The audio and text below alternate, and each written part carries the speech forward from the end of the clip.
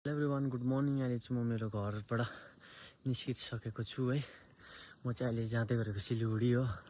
तर एकदमै बब्बाल भ्यू भइरहेको छ, किनभने भर्खर भर्खर पानी परेर रोकिएको है। यहाँ तपाईँले पछाडि देख्न सक्नुहुँदैछ, मेरो पछाडि हो। एकदमै बब्बाल भ्यू भइ देखिरहेको छ होइन। तपाईँले यहाँनिर हेर्नुहोस्, यता साइडमा हो, यता पनि हेर्नुहोस् होइन। एकदम यो चाहिँ मेरो गाउँ हो होइन। अनि म यहाँबाट चाहिँ अब फिलहाल सिलगढी जाँदै गरेको। अब म चाहिँ यहाँ गाडी पर्खिनुहुन्छ हो।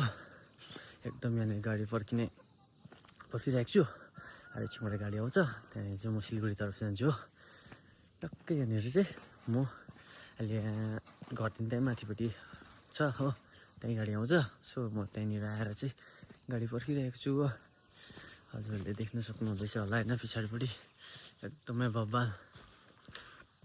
अनि धेरै दिन बादमा घर आएको होइन।